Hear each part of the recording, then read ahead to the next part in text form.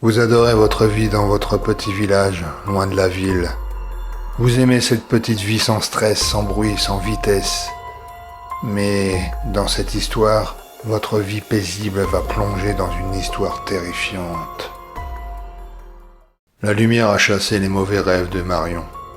Il faut dire qu'après la disparition de ses parents, la petite fille cauchemarde toutes les nuits. Toutes ces nuits sont rythmées par les cris, la peur et les sueurs froides. Toutes ces nuits, Marion se revoit dans la voiture.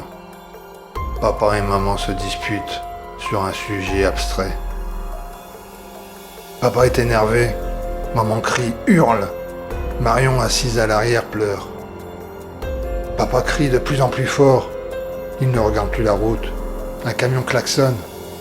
Marion a peur et ferme les yeux. La voiture se renverse dans un bruit détonnant. Marion réouvre ses yeux. Elle ne voit que de la poussière et du sang. Il y a du sang partout. Marion suffoque, elle n'arrive plus à respirer. Et c'est souvent à ce moment-ci qu'elle se réveille en hurlant. Sam, son nouveau frère, connaît un remède pour soigner les maux de sa sœur adoptive. La chasse à la grenouille. Il faut dire qu'ici, dans ce coin reculé du monde, les grenouilles règnent par milliers, au point que le maire d'Isberg a nommé cette chasse d'utilité publique. De toute façon, dans ce bled prisonnier de son usine, il n'y a rien d'autre à faire, sauf picoler pour oublier cette vie de misère. Mais cela n'est autorisé qu'aux adultes. Le déjeuner pris, Marion et Sam escaladent la barrière du vieux Ben, saluent les vaches et, armés de seaux, se mettent en quête de ces méchantes grenouilles. Mais étrangement, aujourd'hui, toutes les grenouilles ont disparu. Sam se gratte sa petite tête. Tout ceci l'inquiète. Même les vaches du vieux Ben ont l'air de se poser des questions sur cette étrange disparition. Marion est déçue, elle désirait tellement attraper des petites bêtes qui sautent. Sam est intrigué.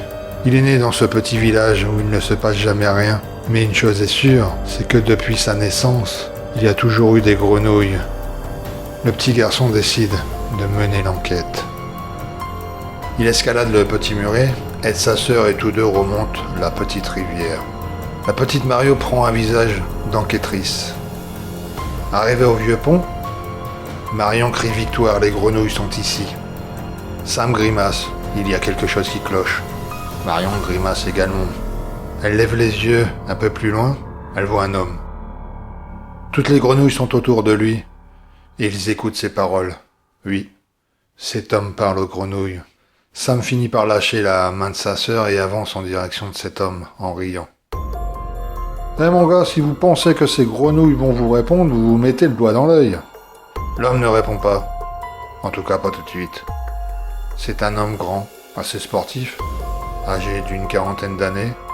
Il semble être perdu. Il regarde la moindre chose avec de grands yeux.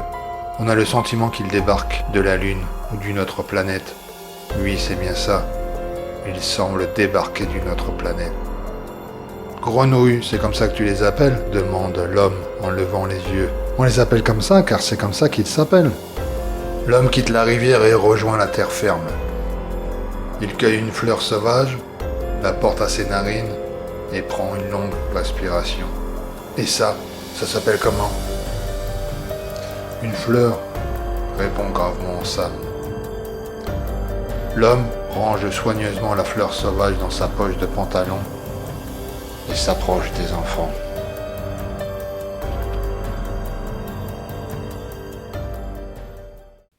Excusez-moi les enfants, mais tout ceci est nouveau pour moi. Là où je viens, il n'y a pas toutes ces choses. Les yeux de Marion se figent d'interrogation. Mais tu viens de quelle planète ? L'homme sourit. Il s'assoit sur le sol humide et demande aux enfants de faire comme lui. Je viens de la planète blanche. Une famille de canards passe devant eux. L'homme se lève d'un bond et crie sa surprise. Ils sont étranges ces grenouilles, regardez les enfants.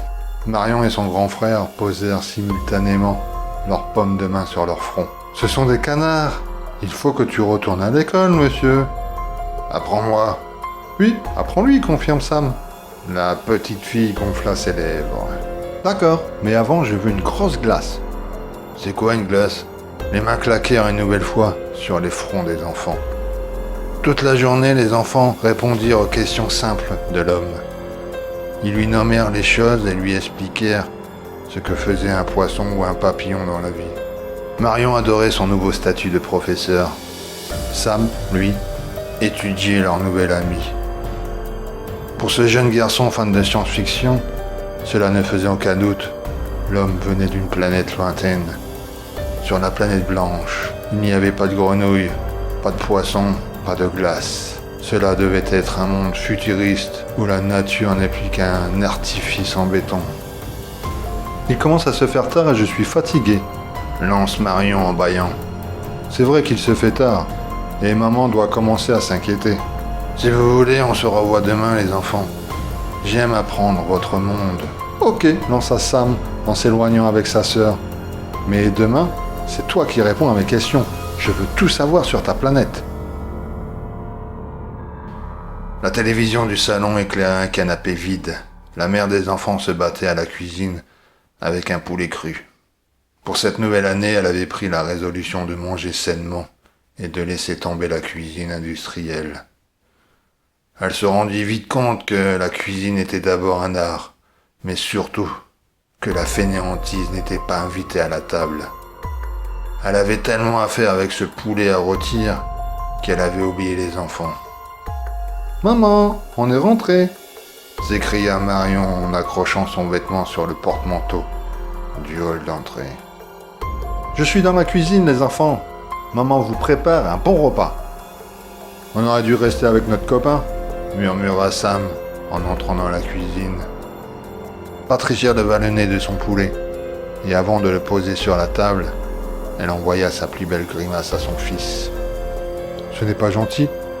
Tu vois bien que maman a fait des efforts, et c'est qui ce nouveau copain ? » « Il est bête. Il faut tout lui expliquer, lança Marion amusée. « Il est timide, il vient d'un autre système solaire, c'est tout. » Patricia haussa les épaules. Elle servit une bonne cuisse à son grand garçon. « C'est encore un de vos copains imaginaires. Tu sais Sam, que je n'aime pas que tu mettes des choses comme ça dans la tête de ta sœur. » Sam avala un morceau de son poulet et, étonnamment, le trouva excellent. Je n'ai rien mis dans sa tête. On était à la chasse aux grenouilles et on a croisé cet extraterrestre. Mais ne t'inquiète pas, maman. C'est un gentil martien. Et depuis quand on parle aux étrangers ? Sam baissa la tête et se tut. On ne doit jamais parler aux inconnus, s'écria Marion en mettant du beurre sur sa purée industrielle. Patricia goûta son poulet. Une montée de fierté illumina ses yeux. Ce poulet est excellent, mais c'est bien trop de travail demain.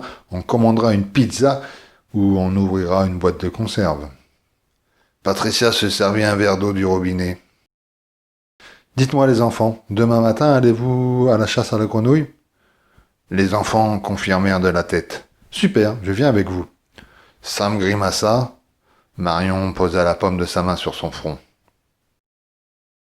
Le lendemain matin, l'extraterrestre n'était pas au point de rendez-vous. Patricia avait passé toute la nuit à se renseigner sur l'homme venu de nulle part. Il était facile pour elle de glaner toutes sortes d'informations. Patricia est le chef de la police de cette petite ville. Malkel est enfermé depuis l'âge de 6 ans dans un hôpital psychiatrique de la ville voisine. Après avoir assassiné ses parents et sa sœur avec un couteau de cuisine, le petit garçon devenu grand ne connaît que les murs de sa chambre capitonnée où aucun papillon ne passe.